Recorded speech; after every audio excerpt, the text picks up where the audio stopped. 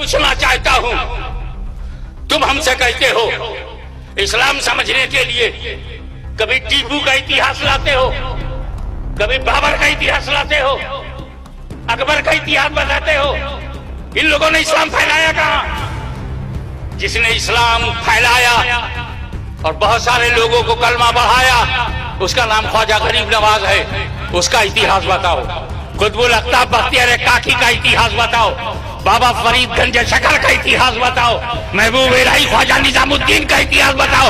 अरे बंबई में बहुत आतंकवादी है, मगर अली का एक लाल जब मस्जिद में आ जाता है और अशरफुल उलमा कहलाता है, तो मुझे बताओ अशरफुल उलमा का इतिहास बताओ।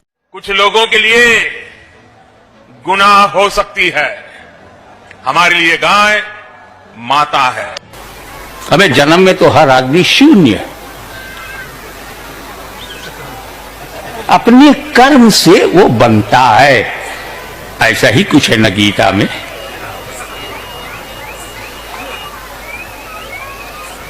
कर्म सर्वश्रेष्ठ है। और ये भी तो है कि अगर कोई अपने कर्तव्य पालन से विचलित हो जाए तो मनुष्य के रूप में भी वो पशु है। उसका वध पशु वध है, मानव वध नहीं है।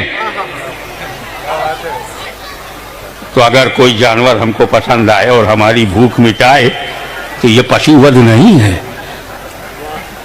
जरूरत है।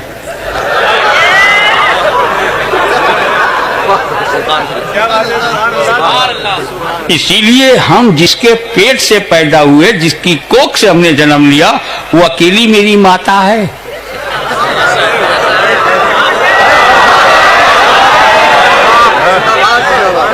पुत्र वही है जो कोख से जन्म ले, और माता वही है जो अपने कोख से पुत्र को जन्म दे।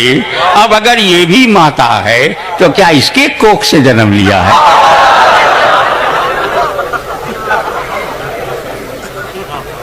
एक बात स्पष्ट है, माँ का दर्जा बहुत हाई फाई है। माँ का हक ज्यादा है, बाप की शान ज्यादा है।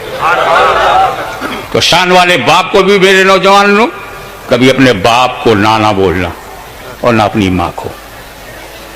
उसका दूध पिया है। जानते हो, हम बहुत लायक बेटे हैं। हम सब कितने करोड़ हैं भारत में, साहब बड़े लायक हैं। हम इसलिए लायक हैं कि माँ का दूध हम पीते हैं, बेचते नहीं।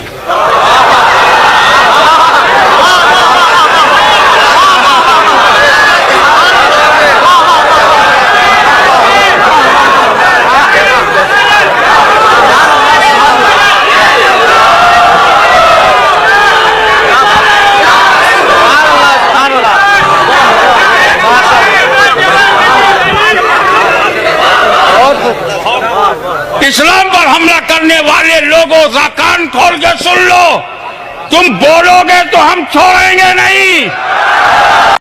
गौ माता की भी रक्षा होगी और साथ साथ अब कोई अवैध पूछड़ खाना नहीं चलेगा। अब आइए इस बात पर कि भारत में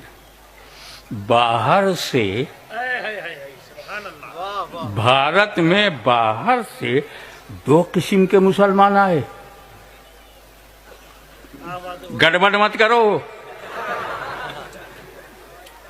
नो मिक्सिंग, नो फिक्सिंग। देसी घी को डालडा मत बनाओ, जानवर को अम्मा मत बनाओ। अम्मा का आदर करो, अम्मा की इज्जत करो। उनके पैर के नीचे तेरी जन्नत है, पशुओं के पैर के नीचे हमारी जन्नत नहीं है। खुल के इसलिए बोलता हूं कि तुम भी बोलने लगे हो, तो जैसी कहोगे वैसी सुनोगे। अगर यजीद आता रहेगा तो हुसैनी भी आते रहेंगे।